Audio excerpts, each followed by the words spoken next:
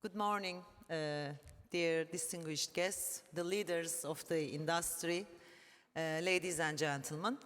As host airline, it's my great pleasure to extend a warm welcome to you all to the 79th AGM and the Air Transport Summit. Also welcome to Istanbul, which is one of the most magnificent cities in the world. I'm really very proud to host more than 1,500 participants. As Mr. Walsh said, this is the most attention-taking, crowded summit ever had. So, and it is, I think, Istanbul gets the privilege of it. So welcome again. Let me begin by also thanking you for your time today at this important gathering to come together to consider the hot issues of our sector and also debate the future of aviation. Today we will look at the aviation's contribution as a critical lifeline during the disaster, and I would like to share some of our experiences, what we have experienced during those very hard times, an update about the devastating earthquake that had a terrible impact in Turkey and also Syria earlier this year. On February 6 at 4:17 a.m. Local time, an earthquake measuring 7.8 magnitude struck Kahramanmaraş, at the southern part of Turkey, but actually it struck and affected 11 cities in the south and the central region of Turkey. We talk about the earthquake, however, the first earthquake was followed by a very strong second one, and it was as strong as the first one, and then we had aftershocks that rumbled throughout the affected region. These were some of the strongest earthquakes to hit the region in a century. More than 50,000 of our people died, thousands of people were injured, and millions of people were left in need of shelter, medical aid, food, and we cannot underestimate the chaos and the destruction ensued. And on behalf of all of us at Pegasus Airlines, I continue to extend our heartfelt sympathies to those who lost loved ones, and we will forever share in mourning their loss. Of course, all of us were affected deeply by this tragic event, and while there will always be such sadness associated with it, I'd like to acknowledge the incredible international humanitarian response to the earthquakes facilitated by the aviation industry. Recent events put into focus how aviation is crucial during these catastrophic times. And from the moment the earthquake occurred on February 6, airlines across the world rallied to help. And airlines have a vital role to play during these times by providing support, by facilitating the relief and the evacuation efforts, and also delivering aid to those affected regions. And the humanitarian need due to these earthquakes was, of course, as you may imagine, was massive. And aviation played, and in many ways are still playing, continues to play a significant role in facilitating the relief. The aviation industry responded very quickly to the earthquakes, working together, both in Turkey and around the world. And this was a vital strategy actually for this rescue and aid efforts. At least 3,500 tons of aid from more than 90 countries, 90 countries, was flown into the disaster zone. And within a few hours of the call for international assistance, an international air bridge was established, and everyone really worked tirelessly around the day to do as much as they could do. The airlines, the ground handlers, just worked around the clock to ensure that what's needed in the region, how we can support. And the most critical learning we have during this disaster, maybe also this was a key takeaway from the COVID times, is the key role of coordination, collaboration, and planning between all the official authorities and the sector players, like airlines, involved in the aftermath of natural disaster. We had really difficult days during February, after 6th of February, after the earthquake.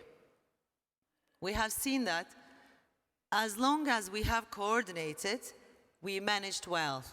But when that coordination, that collaboration, or planning, for the next few hours even, was not there, unfortunately, we, as the sector players, had a very difficult time to provide that support with our flights. So this was also what we have experienced, I've seen during COVID times.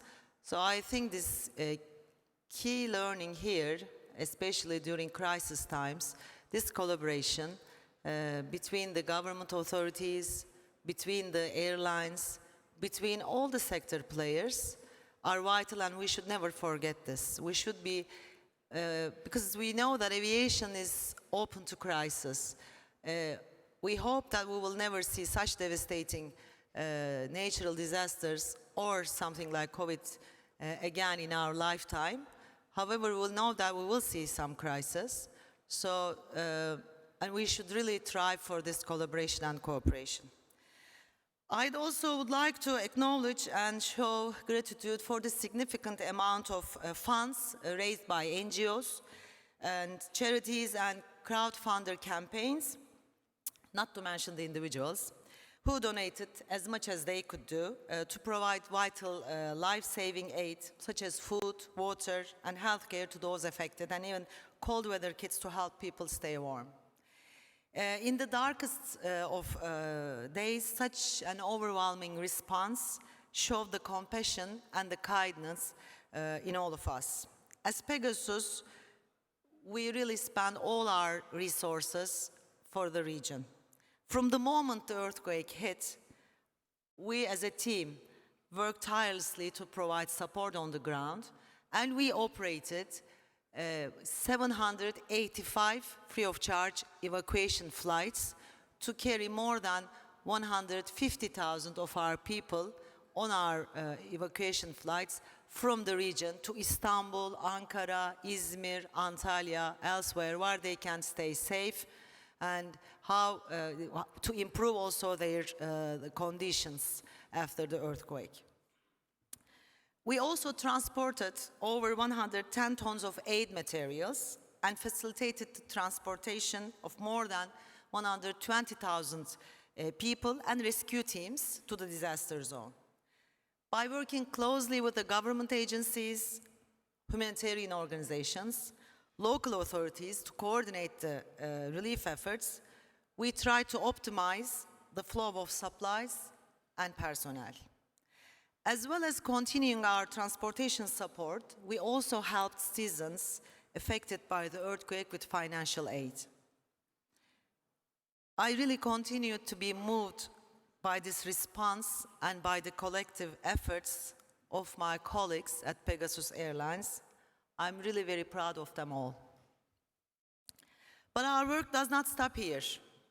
People affected still need our support. At Pegasus, we recognize this need for long-term solidarity and support, and the Pegasus family, alongside our industry colleagues, will continue to do our part to sustain this. We are determined to continue our commitment to assisting the affected earthquake zones through supporting long-term aid programs, because we know that this will take long time to recover, and our support should be in line with that. We also cannot underestimate the psychological effects caused by the earthquakes, and some of the strongest as I said, to hit the area in a century. This is why it's so important to collaborate with organizations that are working hard to help. Since the earthquake struck, we have supported the Federation of Women's Associations of Turkey's Mor Yerleşke, which is in English the Purple Campus Project. Purple Campus Project aims to provide long-term support by improving the conditions of women, children, elderly people, and people with disabilities in the earthquake zone, creating psychosocially safe spaces for them by caring for their most basic needs. There are so many aspects of daily life that are forgotten among the wider issues of food, shelter, and clothing, and Mor Yerleşke is incredibly mindful of them. Among the services being provided with a gender equality perspective are health services for women, breastfeeding rooms, activity areas for children, and psychological counseling for children and adults, and access to hygiene materials. Of course, healing after such a tragedy takes time, but we will continue to do our utmost effort, as much support we can. We will also continue to be uplifted by the inspiring stories and efforts of so many people who continue to push forward and take steps each day towards a brighter future. Their future which is also our future. I know in this room, either individually or at company level, there are many supporters who provided aid to the region. I sincerely thank you all, everyone, who helped in any way, however large or small, to support those affected. I hope the aviation sector will leave such global and local crises behind and work in collaboration and cooperation for the future of our sector. Thank you.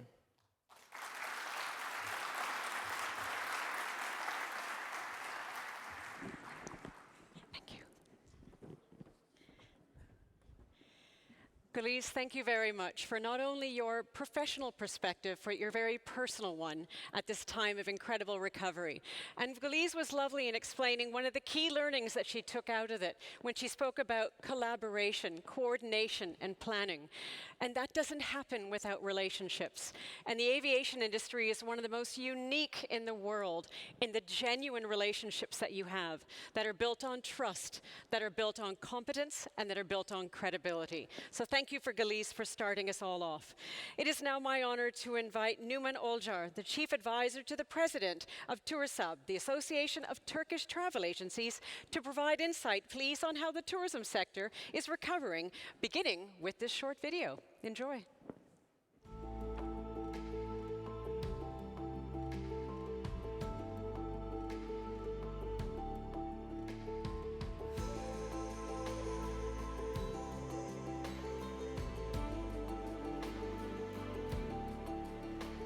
11 cities of Turkey were destroyed by two major earthquakes that occurred in a row on February the 6th, 2023.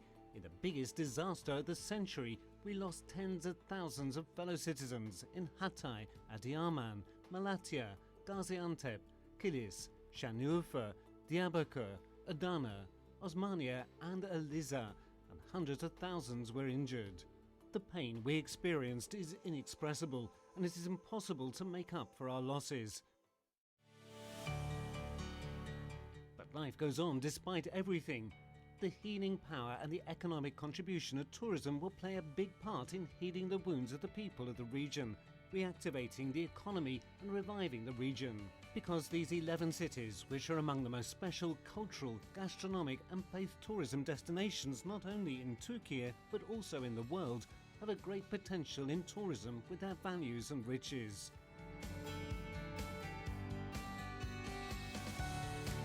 The region, which is on the UNESCO World Heritage List with Mount Nemrut, fortifications of Diyarbakır, Hevsel Gardens, Göbekli Tepe and Arslantepe Mound, hosts many values that belongs to the common heritage of the humanity, and the Church of St. Peter, which is the first Catholic church in the world, to Habibi Nejar Mosque. These cities in the earthquake zone, which stand out with gastronomic product variety and have more than 300 products that have geographical indication, have also international recognition in this field.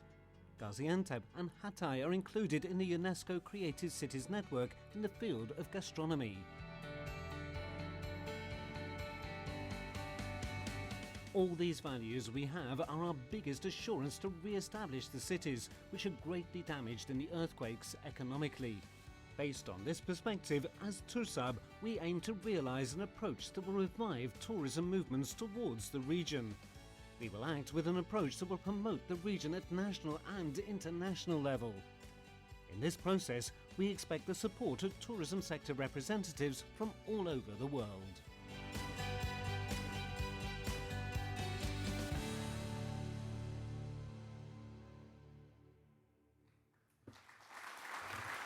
Good morning. Good morning. Dear managers of IATA, it's an honor to stand before you today. I have interacted with IATA for over 35 years, but I never thought that I would have an opportunity to address the IATA World Air Transport Summit. Unfortunately, it's not for the happy reasons. As you saw on the video, we faced a terrible situation in aftermath of the earthquake on 6th of February 2023. For us, the world was turned upside down literally. Many people died. Many critical pieces of the critical infrastructure were destroyed. And many of our most attractive tourism resources suffered with a huge damage. Our pain is still fresh, and the psychological and economic impact of the disaster are ongoing. As dear Gülis mentioned, huge effort we made to bring aid to critical resources to the region. With the emergency responses over, we need to look to the future.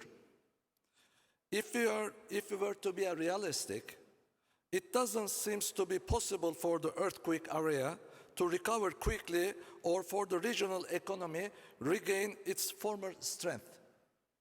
It's going to take a time to cover wounds the disaster has brought upon us.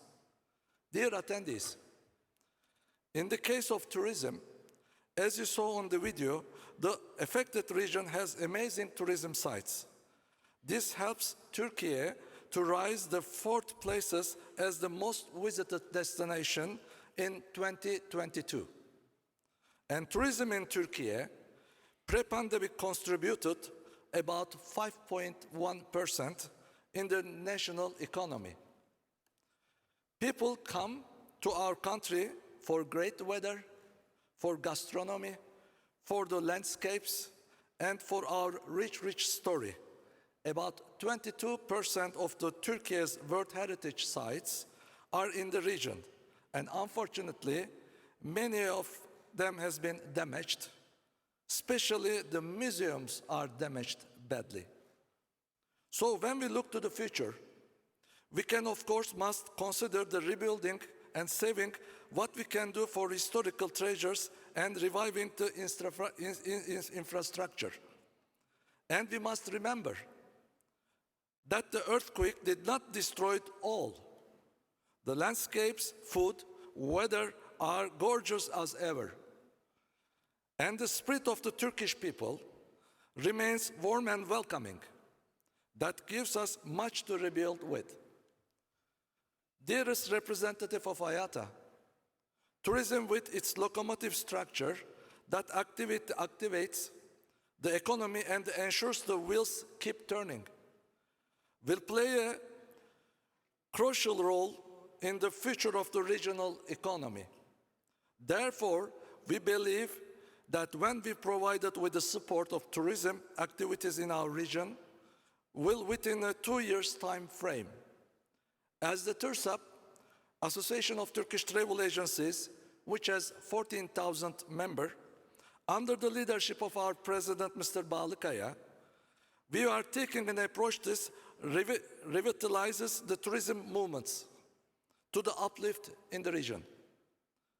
Despite being earthquake-stricken cities, we are working towards reviving cultural and gastronomic tours that encompass the tourist attraction unaffected by the damage. With our project called TURSAP Rota, we will support the vital tourism movements. Recovering is not something that the TURSAP or any other entity can do alone. My message to you today is that we must keep alive the spirit of the cooperation and solidarity that got us through the early days of the crisis. With the support of IATA and the other national and international institutions, tourism in the region and across Turkey will grow stronger. Hosting international meetings like this is also the critical part of the overall recovery process. I hope that you will return home with many good memories of your time in our country and help us to spread the word that the Turkey, like a phoenix, is rising again. If you continue to send us the tourists on your planes, we will make sure that they have a fantastic time in our country. I thank you for listening to me and express you my love and respects. Thank you.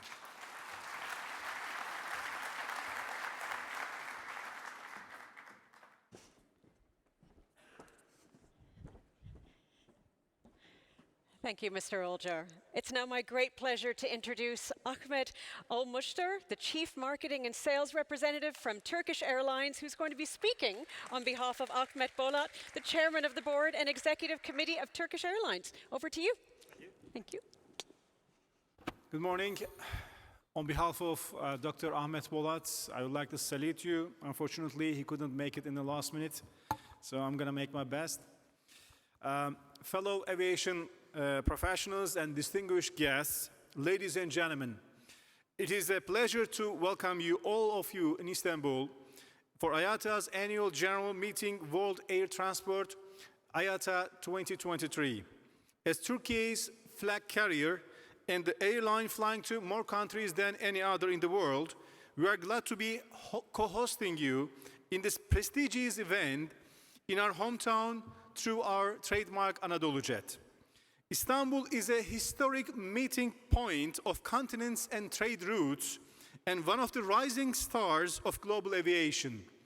Airlines, logistic providers, freight forwarders, airport authorities, and handling companies, and over 1,000 delegates are here to discuss our industry's recovery from the pandemic, sustainability issues, geopolitical challenges, and I'm sure it will be a fruitful meeting. Ladies and gentlemen, as the previous speakers have kindly noted that Turkey has gone through a disaster. The double earthquakes that hit the southeastern part of Turkey and Anatolia region in the early February were unique in their quick procession.